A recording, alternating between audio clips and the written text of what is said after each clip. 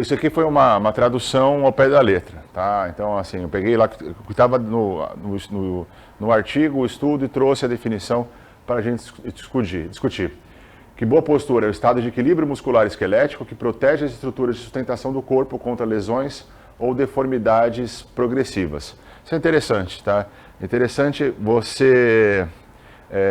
a gente tem uma tendência ao longo do envelhecimento de ter deformidades progressivas, né? Na verdade, a gente não precisa ser impactado, né, para essa definição, mas na verdade o que acontece, né? A gente tende a ter alterações da postura no processo de envelhecimento. Tá? No processo de envelhecimento, os discos ficam menos desidratados, a gente tem microfraturas, tá? Isso fisiológico, de maneira normal, tá? Nas vértebras, nos corpos vertebrais, tá? Então isso é um dos motivos que a desidratação, auxiliada a essa perda de massa óssea, é um dos contribuintes para o indivíduo perder estatura ao longo dos anos, ao longo do processo de envelhecimento. A gente tem algumas consequências posturais relacionadas ao processo de envelhecimento, que o indivíduo fica com uma cifose aumentada, há uma tendência de retificação da lombar, há uma tendência de baixar as costelas se aproximando muito do ilíaco. Então são algumas condições geralmente normais, né? A boa postura e principalmente o exercício físico, ele retarda um processo, né? Ele tem uma capacidade de você sofrer menos com as intercorrências e retardar um processo de envelhecimento. Então, por isso que é importante a questão do exercício frente à progressão postural que a gente tem ao longo da vida, tá? E aqui fala, né, independente da postura, ereta, deitada, agachada ou curvada, em que as estruturas passivas ou ativas, eles estão nas melhores condições que os músculos vão agir de forma mais eficiente, tá? E também são ofertadas posições para quê? Para proteção de órgãos torácicos e órgãos abdominais, tá? Então, assim, numa boa postura, a gente tem uma eficiência muscular melhor. Por quê? Porque as orientações articulares, os pontos de extensão estão nas localizações adequadas. Assim a gente consegue ter uma melhor eficiência muscular, né? Lembra que o músculo é eficiente nos seus padrões, nos seus comprimentos de repouso. E você tem, por exemplo, uma postura excessivamente cifótica, né? Eu tenho esses músculos anteriores, aqui da cadeia anterior do ombro, numa condição retraída. Aí, assim, a performance desses músculos, por conta de estar numa posição em encurtamento, elas não se dão de uma maneira tão eficiente assim, tá? Inclusive, quando a gente pensa em atuação escapular, por exemplo, se não tem uma boa função escapular, eu não tenho um bom rendimento, não dou condições para um bom rendimento de musculatura mais superficial, e aí acontece o quê? Né? Um desenvolvimento muscular precário, porque eu não coloco esse músculo numa condição eficiente para trabalho e, consequentemente, eu não vou ter respostas eficientes frente a esse trabalho muscular de forma específica, tá? Então, por isso que é importante essa questão postural, a questão mecânica, né, compressiva também, alterações posturais muito significativas, né, colocam cargas assimétricas nas superfícies articulares. Então isso, ao longo do tempo, pode causar situações ali que podem contribuir para quadros degenerativos, né? Imagina uma pessoa que tem um valgo de joelho, por exemplo. A pessoa tem um valgo de joelho, ela tem toda a articulação, né, contato entre as superfícies ósseas. Então, o peso que deveria ser distribuído por igual entre essas superfícies ósseas, ela é mais o quê, né? Ela é mais concentrada na parte lateral do joelho, num valgo, por exemplo, né? Então, eu tenho muita carga em um ponto único, numa carga que deveria ser distribuída, tá? É a mesma coisa, né? Como é que... como é que você preferia que eu pisasse em você? Tipo, descalço ou com salto alto, né? Então, descalço eu tenho mais distribuição daquela carga frente ao corpo. Agora, é um ponto de tensão único que faz uma pressão, tá? E vai com toda a força naquele local. E aí, assim, eu tenho uma carga desproporcional para um ponto único, então eu acelero o processo de degenerações nesse local que eu coloco uma carga excessiva. A carga distribuída sempre é bem-vinda, tá? Mas a carga excessiva em um ponto único causa esses padrões ali de descompensações e de excesso de degenerações precoces, tá? Então, assim, eu tenho pontos em que relaxa-se o ligamento colateral lateral e coloca um excesso de tensão no ligamento colateral medial. Uma tensão entre ligamentar que deveria também ser distribuída, tá? E aí o que acontece? Tensão ligamentar que deveria ser distribuída, eu ocorro uma descompensação funcional, eu afrouxo o ligamento do lado, coloco um monte de tensão no ligamento colateral medial. Agora, eu coloco muita carga na parte lateral e nada na parte medial, entendeu? Então tem uma descompensação funcional articular por conta de um desvio posturais. Aí, pessoal, é o seguinte, tá? Então por isso que a boa postura está associada à condição do melhor posicionamento articular, a melhor distribuição de cargas, a melhor tolerância, tá? A pessoa que tem uma melhor postura, a gente tende a associar a um estilo de vida mais favorável também, tá? A eficiência muscular melhor. Então, assim, esses quadros estão referentes à questão da boa postura, tá? Esse alinhamento, e aí a gente pode colocar na questão da boa postura também a associação com a estética. Isso é um ponto muito importante nessa situação. Tá? Uma das grandes aplicabilidades da questão postural é a questão da construção do físico de maneira harmônica. Tá? Então, assim, por mais que a pessoa tenha hipertrofia, tá?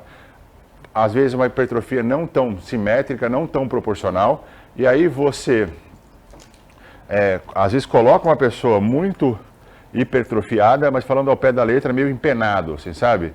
O cara que tem muita massa muscular, mas é extremamente cifótico. Então, talvez esse ponto não faz com que ele não tenha desenvolvimento muscular, mas o desenvolvimento muscular não seja harmônico e a apresentação do corpo como um todo, ele fica num processo mais... não fica tão, assim, uma coisa tão simétrica, não valoriza, não exalta mais aquela condição daquele músculo que ele tem com relação à questão do treinamento, né? Então é a mesma coisa que eu vou vender doces numa padaria, mas a exposição dele está prejudicada por conta da vitrine ali, da prateleira, não está com algum problema ou está escondida, enfim. Tá? Então, assim, a gente pega a armação, coloca no melhor condição para valorizar, consequentemente, aquele desenvolvimento muscular que a pessoa tem, né? Então, por isso que a gente tem que pensar na estrutura, pensar sempre de dentro para fora e pensar sempre também do eixo do corpo para as extremidades, da musculatura superficial para a musculatura profunda, tá? Aí a gente tem aqui, olha que interessante, o artigo traz essa foto como se fosse um menininho com uma boa postura, tá? Porque ele trouxe uma referência entre esses pontos anatômicos aqui, né? E o fio de prumo. Por que essa referência anatômica, né? Da frente do maléolo, frente de cabeça da fíbula, eixo do trocânter maior, acrômio e o trago da orelha. O que acontece? Ele colocou como se fosse uma boa posição, uma boa postura, essa relação do menino. Por quê? Porque por conta da relação desses pontos da vista sagital. Porém, né, tipo assim, o que me saltaria aos olhos, vou marcar aqui deixa eu ver se eu consigo aqui, a hiperlordose do menino e a escápula aqui, né? O interessante é a gente pensar que esse menino tem 8 anos, tá? E isso tem toda muda pra gente o enfoque, tá? Porque se eu pegasse uma pessoa assim, com esse quadro parecido e fizesse avaliação, um aluno que a gente tem, né? Um adulto ali, eu poderia falar a questão da hiperlordose, da curvatura excessiva, e mesmo com relação a essa boa relação, né, porque ele faz um marqueamento para conseguir ter essa boa relação postural, mas aqui a gente tem essa inclinação escapular também, né? Então, isso se dá por conta, tá, essas compensações, que as crianças, geralmente, elas têm um padrão de desenvolvimento ortopédico postural. Tá? Então, assim, a criança, ela demora um pouco mais para ter a maturação do músculo transverso do abdômen. Então, quando a pessoa tem ela não tem essa maturação do transverso, ela tende a ter uma hiperlordose através da protusão abdominal.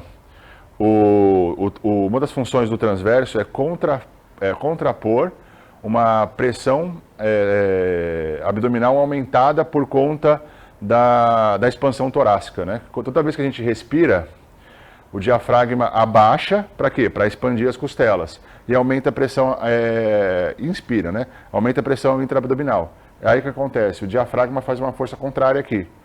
E para o quê? Para contrapor a projeção dos órgãos internos à frente. O problema é que na criança, essa maturação de transverso, ela não está consolidada. Então, assim, quando você vê uma criança, vai estar brincando de pega-pega, né? Ela dá o pique lá, ela corre, ela está cansada, ela começa a respirar, ela tem uma respiração de cachorrinho, uma respiração mais abdominal ali. Por quê? Por conta que toda vez que ela inspira, ela tem esse abaixamento do diafragma, aumenta a pressão abdominal, não tem uma pressão contra de contenção do transverso maturada e há uma distensão desse abdômen. Tá? Então, por isso é uma condição que ainda faz parte do desenvolvimento motor da criança, dessa questão dessa maturação. Então, a gente tem que levar isso em consideração nessa análise específica. Tá? Agora, se fosse uma pessoa já adulta, que a gente vai fazer a avaliação, a própria criança, né, ela começa, a partir dos 12 anos, a escápula começa a se posicionar numa condição mais neutra em rotação superior. Tá? Então, assim, há fases e etapas do desenvolvimento ortopédico da criança que vai... para cada ponto específico, para cada idade específica, algum padrão postural ele é esperado, tá? Que daí a pessoa vai se consolidando, vai crescendo, as estruturas vão se ajeitando, vamos dizer assim, na posição mais fisiológica, mais natural. Então é importante esse entendimento, essa compreensão.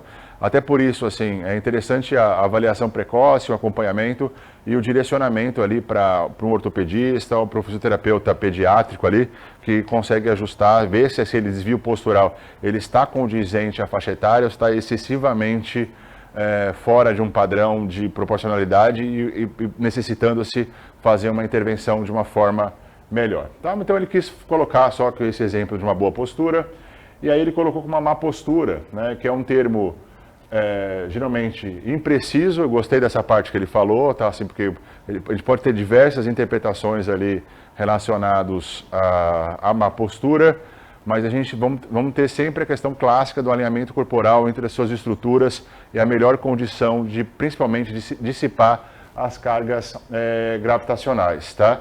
E aí, assim, eu até colocaria assim que poderia estar relacionada a questão postural a uma questão patológica, mas assim, isso digo quando for um caso estrutural muito grande, geralmente acompanhado de uma deformidade neurológica associada, tá? Então a gente tem que ter cuidado esse negócio de relacionar a má postura à questão patológica, relacionar a dor, relacionar a qualquer coisa, tá? Postura pode produzir um aumento de tensão nas estruturas de suporte, que eu falei de cargas desproporcionais, e aí não tem uma questão menos eficiente da produção do corpo, da adequação do corpo, aumento de gasto energético. Então, por isso, depende-se da interpretação de boa postura, má postura, com relação a um alinhamento clássico, beleza, mas geralmente, contextualmente, pode-se ter outras interpretações desse conceito de má postura e boa postura também, tá?